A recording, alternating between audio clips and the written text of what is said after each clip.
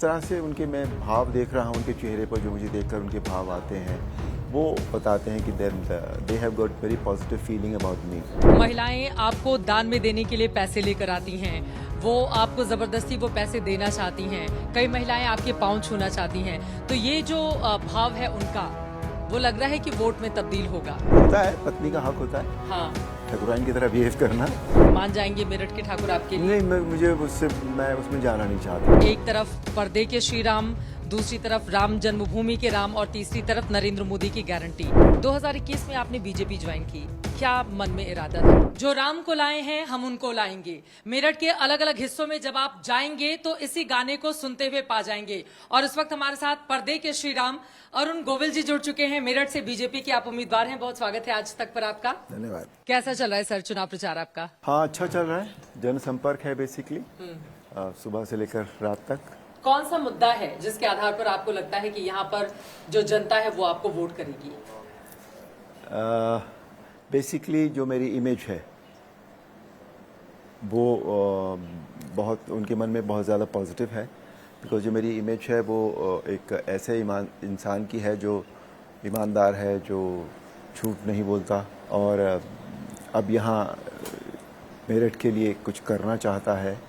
ये दो तीन बातें हैं जो, और जिस तरह से उनके मैं भाव देख रहा हूँ, उनके चेहरे पर जो मुझे देखकर उनके भाव आते हैं, वो बताते हैं कि they have got very positive feeling about me.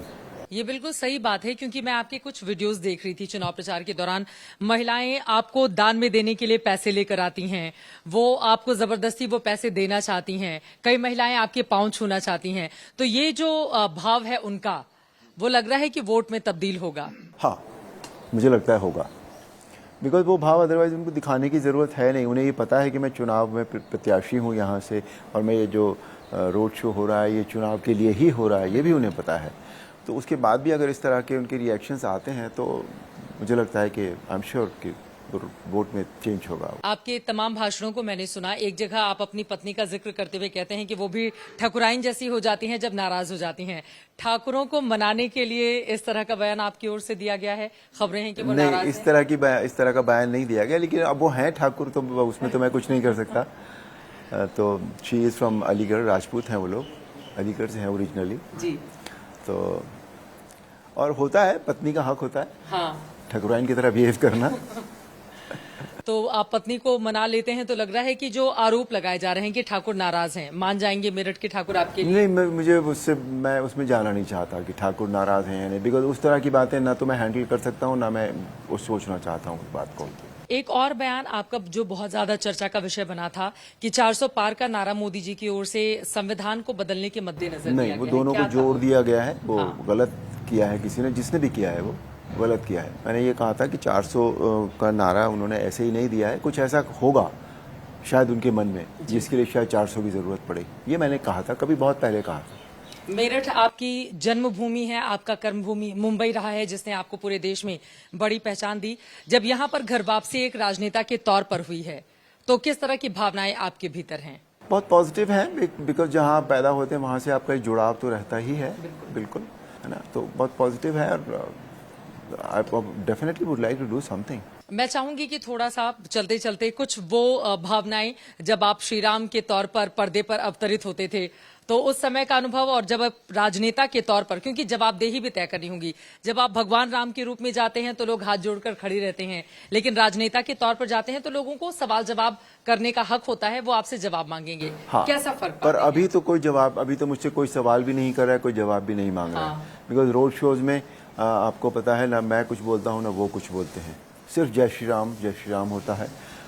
फूल मेरे ऊपर वो अर्पित करते हैं, अब उनको आशीर्वाद चाहिए मेरे से, बच्चों के सर पे हाथ रख आशीर्वाद ले लेते हैं, पाँव छूना चाहते हैं वो मेरे, तो कोई बात नहीं हो रही है बिल्कुल भी। It's just the direct connect, eye to eye connect हो रहा है, और उसमें बहुत सारी बातें वो कह देते हैं, उनके चेहरे के भाव जो हैं। सब लोग आपके अंदर वही श्री राम को देख रहे हैं, और अभी हाल ही में राम मंदिर में रामलला की प्राण प्रतिष्ठा भी हो गई, सूर्य तिलक भी हो गया, तो आपका ये कहना है कि जहां जहां से आप गुजरते हैं वहां पर राम के दर्शन, लोगों की ऐसी भावनाएं हैं, वो आपके भीतर वही पाते हैं। काइंड ऑफ या बिकॉज कोई बात तो हो ही नहीं रही है कहीं भी। कोई सवाल जवाब नहीं है मेरे साथ बिल्कुल भी। ना मैं कुछ कहता हूँ ना वो कुछ पूछते हैं मेरे से। बीजेपी का ये गढ़ रहा है, 6 बार भारतीय जनता पार्टी ने यहाँ से जीत हासिल की है, तो लोग आपसे पूछते नहीं है सांसदों का हिसाब किताब? नहीं, अभी तो कोई बात नहीं हुई है कहीं भी। हाँ, बिल्कुल भी।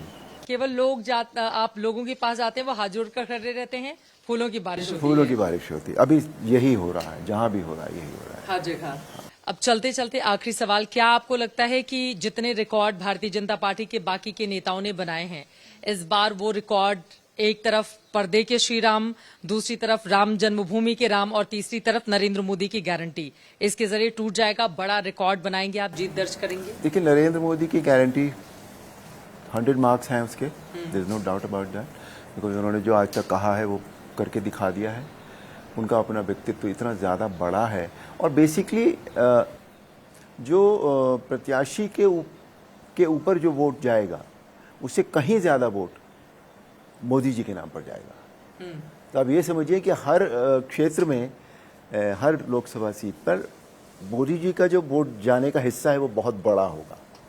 मोदी जी ने काम आसान कर दिया है प्रत्याशियों का। काइंड ऑफ, यस, कर दिया है कि उनके नाम पर। हाँ, नहीं, उनके एक चुनाव है ही उनके नाम पर बेसिकली। मैं आपको बताऊं, ये पक्की बात है। 2021 में आपने बीजेपी ज्वाइन की, क्या मन में इरादा था, क्या देखकर भारतीय जनता पार्टी को? भारतीय जनता पार्टी अकेली ऐसी पार्टी है एक तो जो देश की बात करती है, राष्ट्रवाद की बात करती है। उसके जो पॉइंट्स हैं वो बहुत सारे पॉजिटिव हैं और नरेंद्र मोदी जी का जो रिकॉर्ड है, जो पिछला ट्रैक रिकॉर्ड है 2014 से, वो हम देख चुके हैं। मुझे लगता है ये अकेला विकल्प है जो मुझे ठीक लगा था।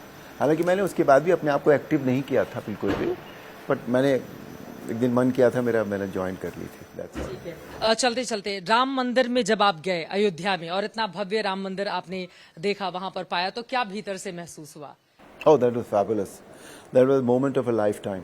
अजीब सी फीलिंग थी, मतलब वो आध्यात्मिक फीलिंग भी थी, वो ऐसा कि जो हमारी ज़िंदगी में हमें देखने को मिल गया वो हमारा बहुत बड़ा सौभाग्य है। All over goose pimples were there on the body, you know. इसको मतलब शब्दों में बयान आप नहीं कर सकते, वो जो पल था वो।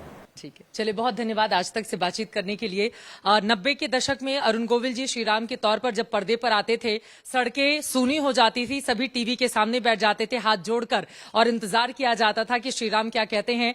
लेकिन इस राम को पर्दे पर जितना आशीर्वाद जनता का मिला है, क्या मेरठ की जनता भी उतना ही प्यार दुलार आशीर्वाद वोट के रूप में देगी? ये देखना महत्वपूर्ण रहेगा। अभी के लिए दीजिए इजाजत। कैमरामैन संजय कुमार, पवन कुमार के साथ चित्रा त्रिपाठी, मेरठ आज तक।